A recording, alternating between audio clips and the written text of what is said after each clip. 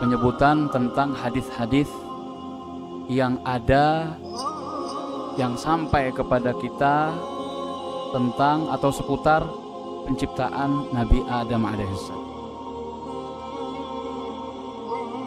Judulnya seperti itu. Tetapi kami setelah menelaah sekadar kemampuan yang kami miliki,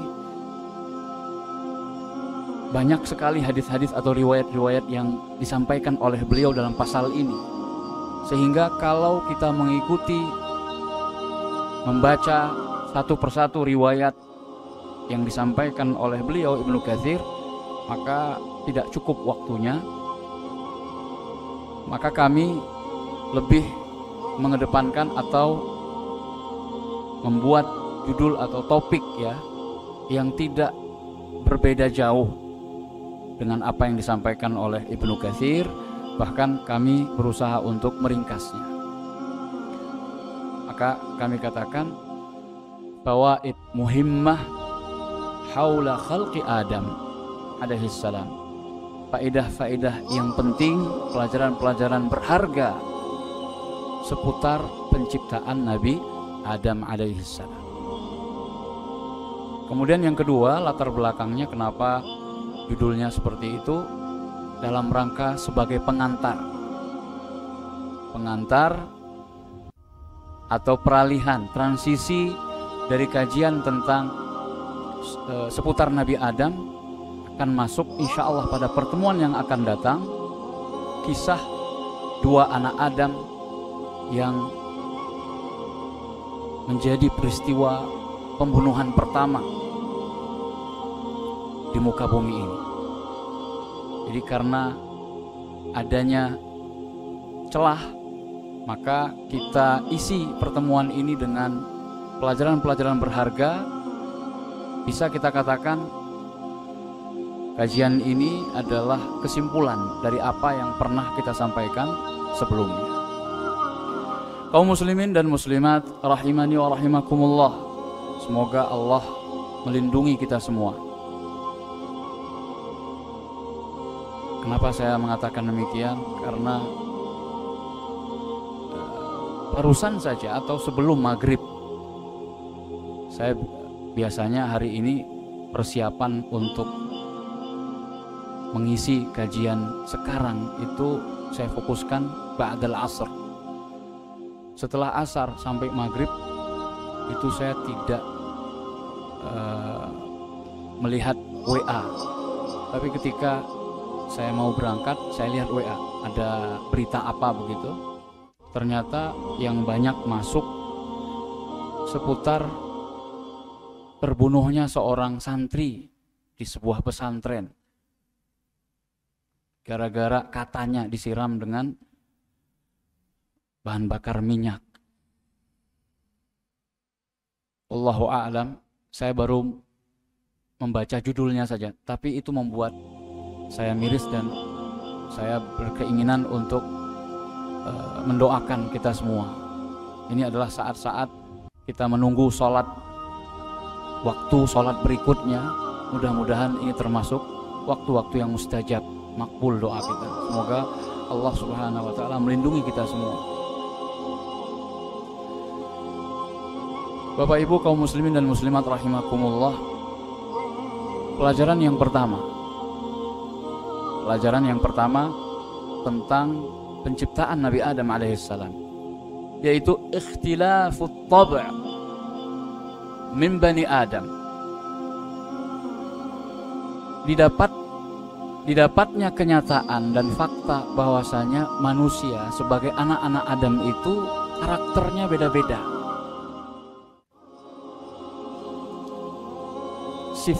Sifat tabiat manusia itu berbeda, dan ini ada sebabnya. ada asal usulnya, yaitu tidak jauh dari bagaimana dulu Nabi Adam diciptakan oleh Allah Subhanahu wa ta'ala. Dan ini menjadi hadis yang pertama sekali disampaikan oleh Ibnu Katsir di pasal ini, pasal tentang penyebutan hadis-hadis yang ada sampai kepada kita tentang seputar penciptaan Nabi Adam. Beliau membawakan minimal 3 riwayat yang semuanya mengerucut kepada perawi dari kalangan sahabat yang bernama Abu Musa al-Ash'ari. An Abi Musa al-Ash'ari radhiyallahu anhu anin Nabi sallallahu alaihi wasallam qala, bahwasanya beliau meriwayatkan dari Nabi, beliau pernah bersabda, Innallaha khalaqa Adam min qabdatin qabadaha min jami'il ard. Rasulullah bersabda, sesungguhnya Allah menciptakan Nabi Adam itu dari segenggam, min qabdatin, dari segenggam tanah, qabadaha min jami'il ard, yang Allah kumpulkan dari seluruh atau di beberapa tempat di bumi. Faja'a banu Adam ala qadril ard. Maka Nabi SAW bersabda, oleh karena itu anak-anak Adam, manusia itu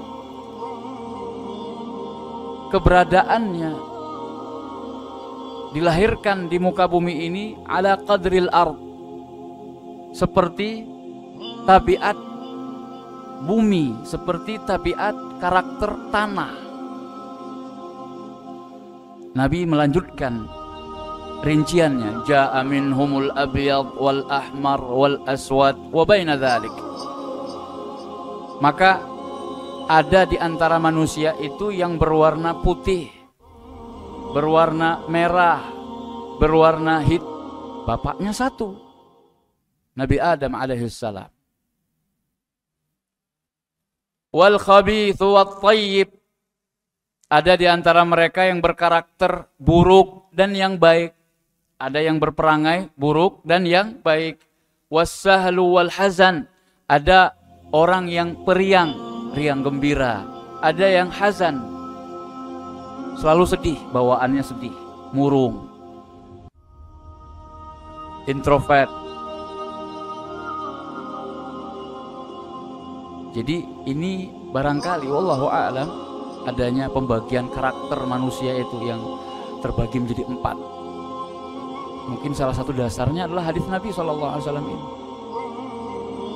Ada yang sanguin katanya, melankolis, kemudian pragmatis, satu lagi apa? Koleris. Nabi sudah menyebutkan hal yang senada 14 abad lebih yang lalu. Ubaina dzalik, dan di antara yang demikian itu, antara yang buruk perangainya yang baik, kemudian yang orangnya sahal mudah, ada orang yang sulit ketika bermuamalah atau berinteraksi dengan dia, berbagai macam karakter. Kenapa? Karena memang penciptaan Nabi Adam itu sendiri faktanya berdasarkan hadis yang sahih. Jadi hadis ini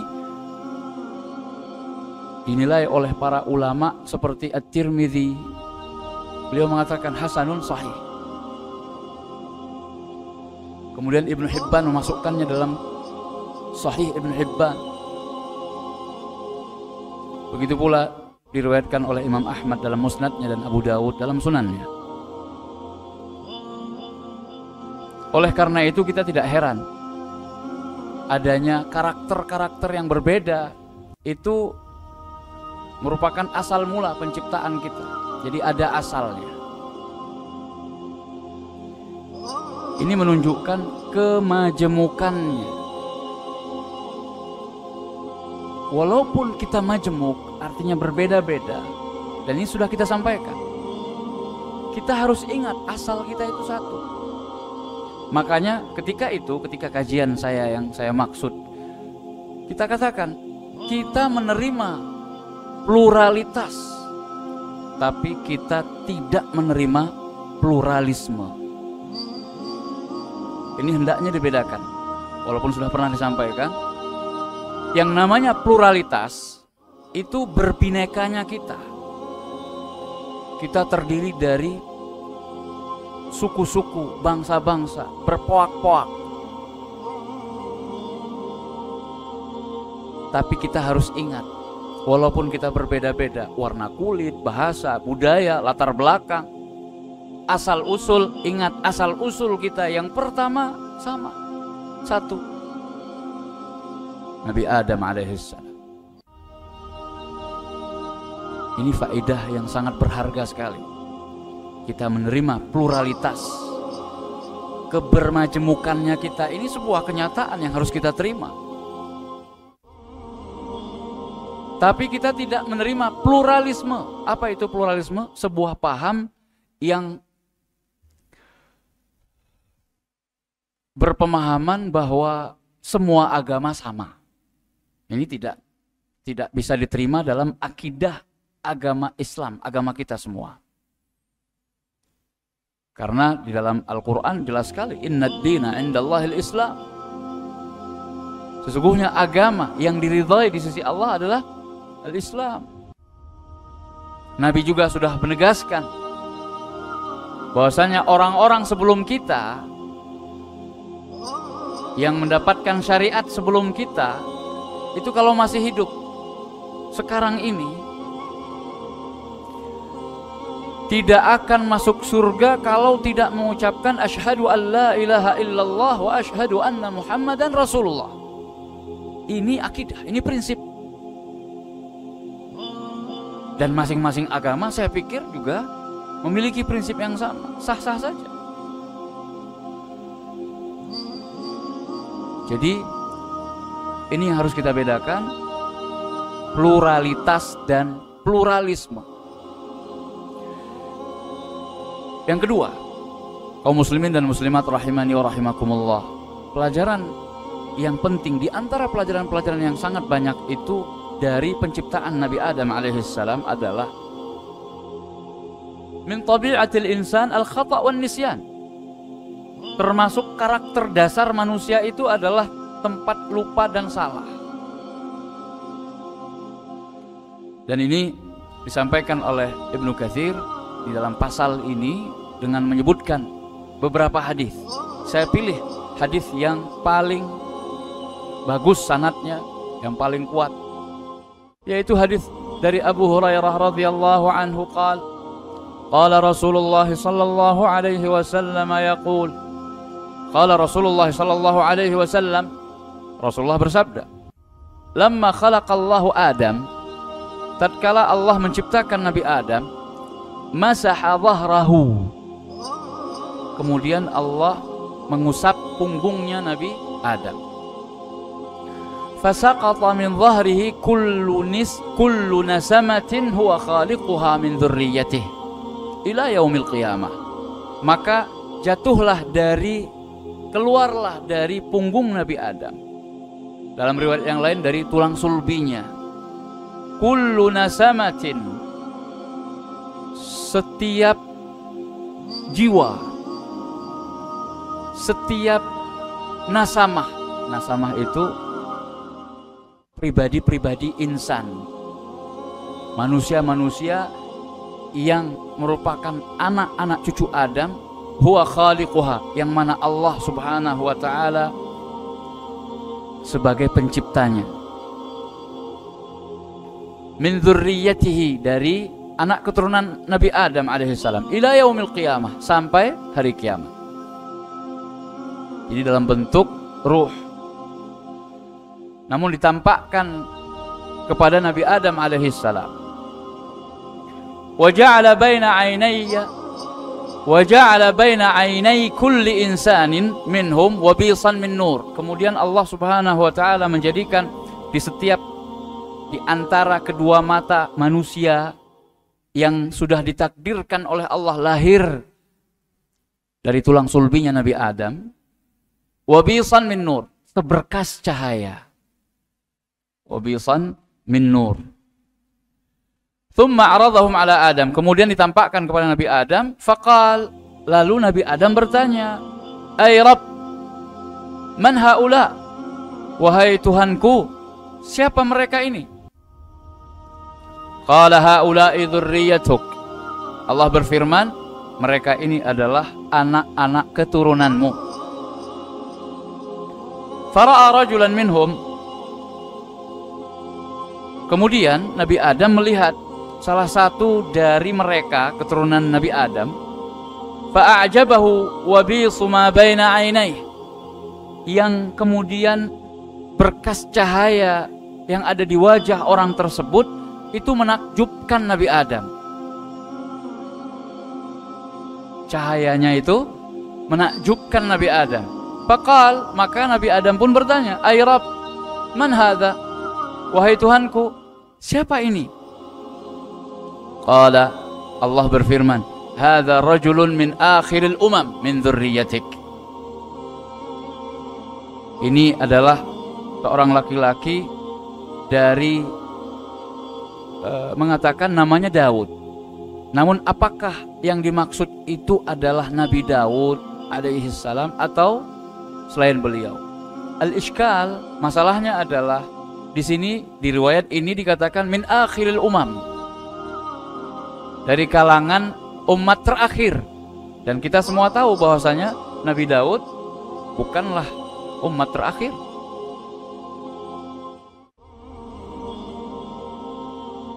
Namun yang rajih insyaallah ini ada hubungannya dengan Nabi Daud alaihissalam. Jadi ketika Nabi SAW dalam hadisnya mengatakan sebuah nama Daud, Adam, maka yang dimaksudkan adalah yang paling awal terbersit di benak kita, yang paling populer dengan nama tersebut, itulah yang dimaksud. Karena Nabi Muhammad SAW sedang menceritakan ini kepada para sahabat waktu itu, kaum muslimin yang pertama. Maka seketika Nabi menyebut nama Daud, yang paling awal di benak pikiran mereka adalah Nabi Daud alaihissalam. Wallahu a'lam. Qal Rabbi wa kam ja'alta umrah. Kemudian singkat cerita Nabi Adam bertanya, wahai Tuhanku, berapa engkau jadikan umur untuknya? Berapa engkau tetapkan umurnya Daud? Qala sittina sana. Allah berfirman 60 tahun. Kemudian singkat cerita Nabi Adam meminta kepada Allah agar menambahkan umur Daud. Dalam sebuah riwayat dikatakan, Allah mengatakan la illa min umrik, tidak aku tambahkan kecuali dari umurmu. Maka tahulah Nabi Adam kalau umur Nabi Adam 1000 tahun. Lalu tambahkan 40 tahun sehingga genap 100 tahun. Singkat kisah, pada saat Nabi Adam telah datang ajalnya, maka kemudian malaikat maut pun menemui Nabi Adam. Nabi Adam mengenal malaikat maut, lalu mengatakan, laqad ajilta alayya, engkau buru-buru, gasik gitu ya, masih sisa 40 tahun lagi dari umurku yang 1000 tahun. Lalu disampaikanlah oleh malaikat maut bahwasanya diingatkan dulu kisah bahwasanya Nabi Adam telah memberikan jatah umurnya 40 tahun untuk Nabi Daud alaihissalam. Akhir dari hadis ini mengatakan bahwasanya laqad nasiya Adam fanasya banu, telah lupa Nabi Adam maka anak-anak keturunannya pun lupa. Al-insan la yuqalu insan illa linisyanih. Manusia itu tidaklah disebut dengan insan kecuali melainkan karena sifat lupanya. Sifat lupanya. Jadi Nabi Adam lupa. Maka kalau kita sekarang lupa, itu lumrah. Karakter kita, karakter dasar. Bapak moyang kita seperti itu. Nabi Adam pernah lupa. Namun janganlah kita menjadikan sifat dasar ini untuk lupa kalau Allah Subhanahu wa ta'ala memberikan sebuah pintu yang namanya pintu taubat, istighfar, pintu rujuk, inabah, kembali kepada Allah Subhanahu wa ta'ala ketika kita lupa, ketika kita khilaf, ketika kita salah. Maka di antara pelajaran di poin ini, dan sudah kita sampaikan, pernah kita singgung, bahwasanya sifat lupa atau salahnya manusia itu sudah biasa. Yang luar biasa adalah mau mengakui kesalahan, cepat dan segera meralat atau mengoreksi kalau dia lupa, keliru, salah, tergelincir. Mau menerima kritikan dan saran serta masukan orang lain dalam rangka untuk memperbaiki munasahah, tanasuh, supaya membuat diri kita itu lebih baik. Ini sifat yang mulia. Dan inilah yang membedakan antara Adam dan iblis.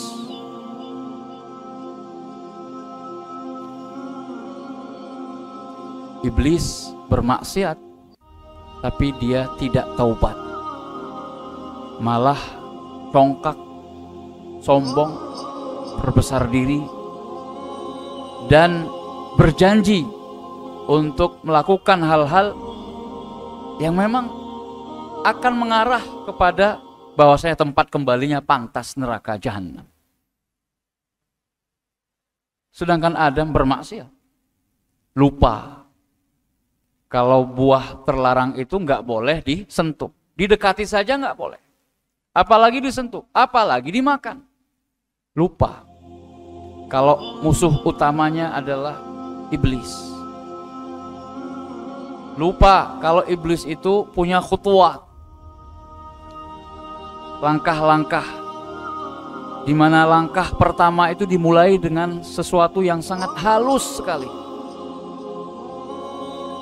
Kita masih ingat dengan kisah seorang rahib. Ini terjadi di masa Bani Israel dan diceritakan oleh Nabi SAW dengan sanadnya itu sahih, yang dititipkan oleh beberapa saudara, ya, saudari mereka kepada rahib yang bersangkutan, karena mereka ingin melakukan safar perjalanan. Adik mereka ini perempuan. Inilah khutuwat syaitan. Pertama, kan sudah dititipi, saya harus amanah, maka paling tidak ya mengetahui kabarnya lah. Masih pakai sitarah, pakai hijab, pakai penutup begitu, pembatas ruangan. Kaifa haluki? Bi khairin, alhamdulillah. Kelas, dah selesai. Hari kedua, hari ketiga bertambah pertanyaannya. Hari semakin bertambah pula perangkap syaitan semakin hebat, semakin dahsyat godaan dan bisikannya. Sampai akhirnya rahib itu terjatuh ke dalam perzinaan. Na'udzubillah min dzalik. Begitu pula dengan sekarang. Sekarang sudah dipermudah dengan gadget. Apa saja bisa kita lihat, apa saja bisa kita dengar. Tidak ada yang tahu dan tidak ada yang melihat. Awalnya membalas SMS jawaban dari jamaah. Kebetulan jamaah yang banyak bertanya itu biasanya. Kemudian sang ustadz pun, wah ini kan termasuk jenis pertanyaan walaupun curhat. Ini masalah dan kita harus beri solusinya. Tidak ada yang bisa memberikan solusi kecuali ente. Oh iya juga ya. Terus akhirnya apa? Tanya kabar, gimana masalahnya, udah selesai belum? Oh sudah Ustadz, ini. Ustadz ada pertanyaan lagi, oh silahkan. Ustadz kok ganteng banget ya. Nah udah mulai nih. Masya Allah, ternyata ada jamaah yang suka dengan kita. Udah, wah ini kebetulan sekali sedang mencari pos yang kedua, pos yang ketiga, pos yang keempat. Udah, disitulah halus dan luar biasanya syaitan menggoda. Nabi Adam saja tergoda, apalagi kita. Kemudian jamaah kaum muslimin dan muslimat rahimani wa rahimakumullah, pelajaran ketiga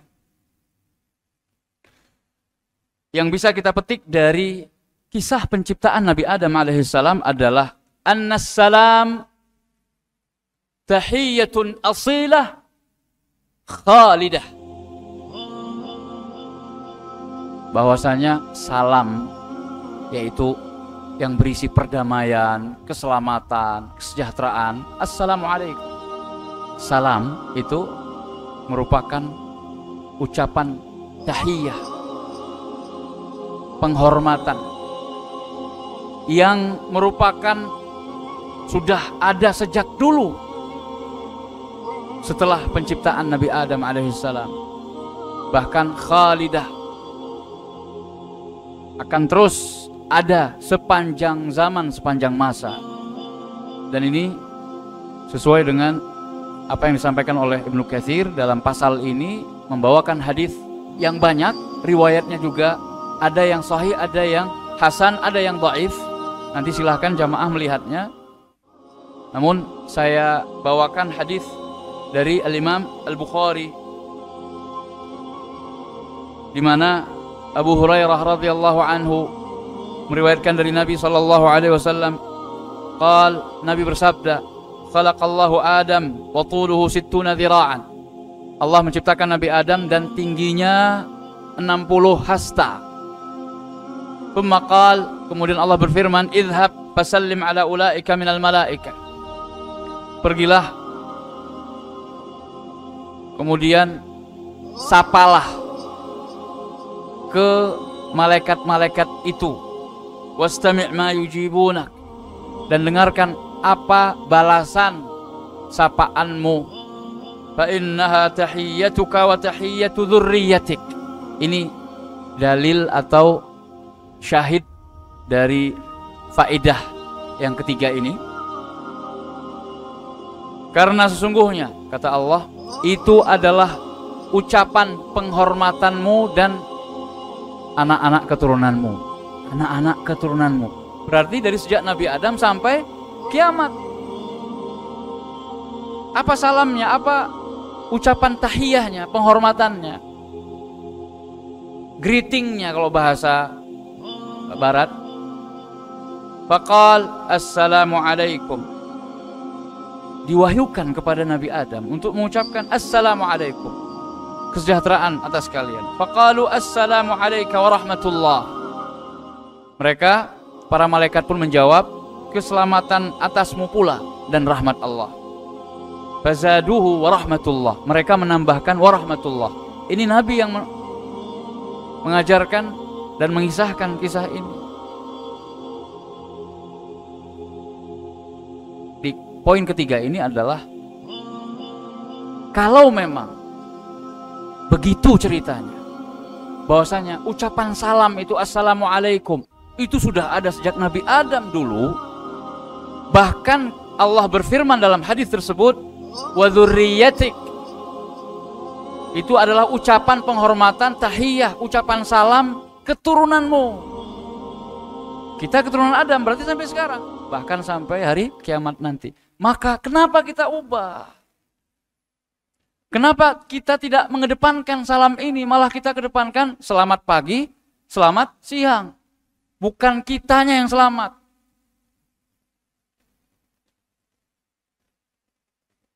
Ya. Pak Ustadz, itu jangan salah tafsir dong. Selamat pagi itu mudah-mudahan kamu selamat di pagi hari. Takwil ya.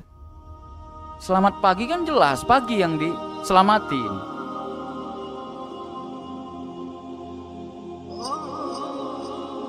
Assalamualaikum tahiyyat ahlil jannah walau kana asluhu fil hadits dhaif. Tahiyat penduduk surga nanti adalah assalamualaikum.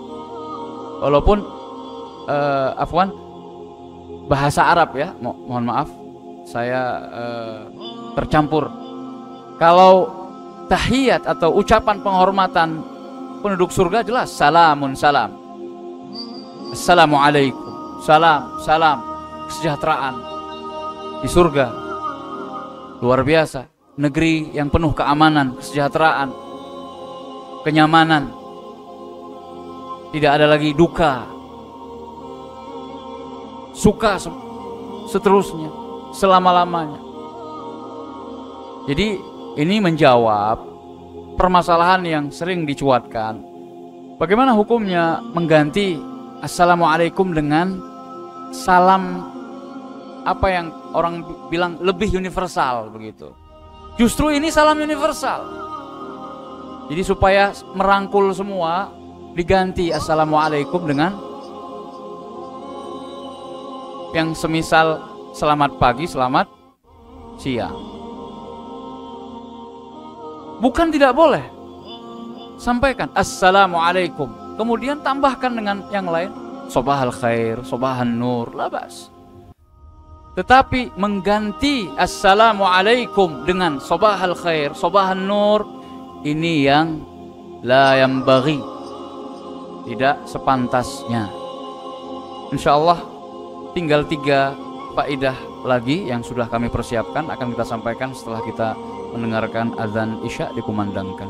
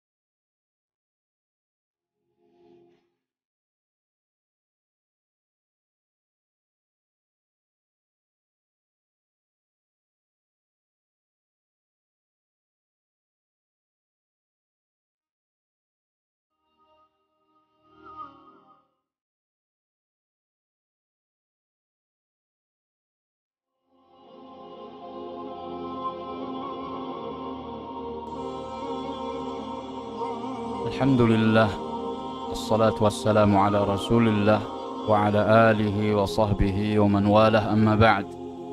Faedah yang keempat, ma'asyiral muslimin wal muslimat rahimakumullah, al-ma'siyah ihbatul makanah. Kemaksiatan itu minimal dapat menurunkan manzilah, makanah, kedudukan seseorang di hadapan Allah Subhanahu wa ta'ala. Dan ini terjadi pada Nabi Adam dan iblis.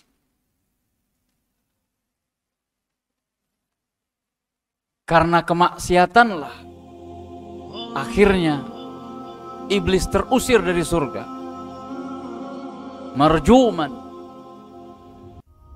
terkutuk, karena dia tidak bertobat, karena dia membangkang, menyombongkan dirinya, bahkan memproklamirkan permusuhan kepada Adam alaihissalam. Nabi Adam karena maksiat, maka akhirnya beliau diperintahkan oleh Allah untuk turun dari surga ke muka bumi. Kita tidak mengatakan terusir untuk membedakan dengan iblis.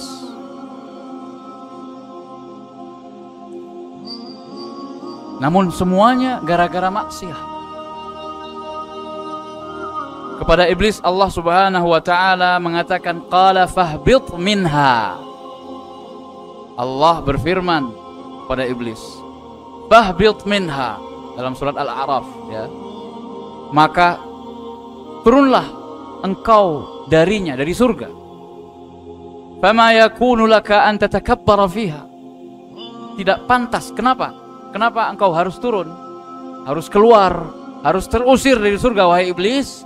Fama yakunu laka an tatakabbara fiha. Karena tidak pantas bagimu untuk berlaku sombong di dalam surga.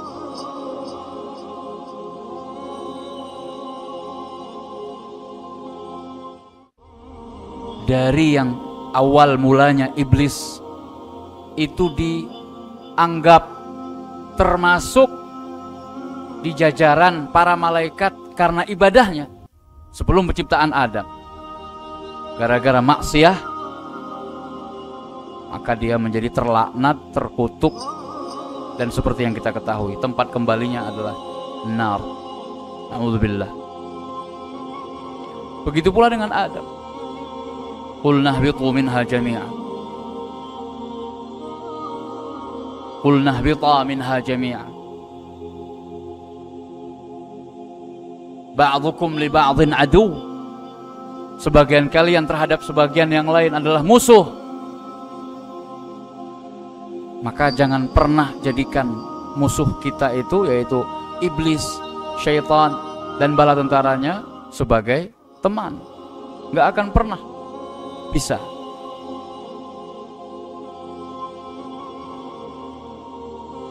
Oleh karena itu, kita harus sadar atau yakin ketika kita menambah kemaksiatan kepada Allah Subhanahu wa ta'ala, melanggar larangan Allah, maka apa yang terjadi? Manzilah kita di hadapan Allah menjadi turun. Kedudukan kita di sisi Allah, menurut pandangan Allah, akan turun, bahkan sampai kepada derajat hewan atau binatang, bahkan lebih rendah. Balhum adall.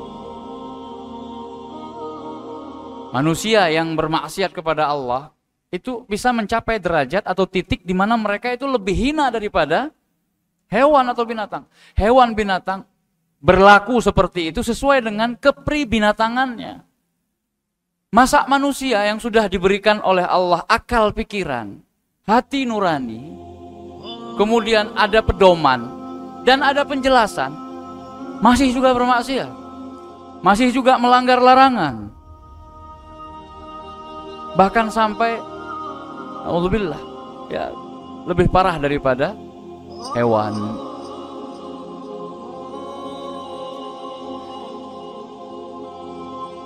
Maka ingat, hati-hati ketika kita ingin bermaksiat kepada Allah. Ingatlah kaidah ini.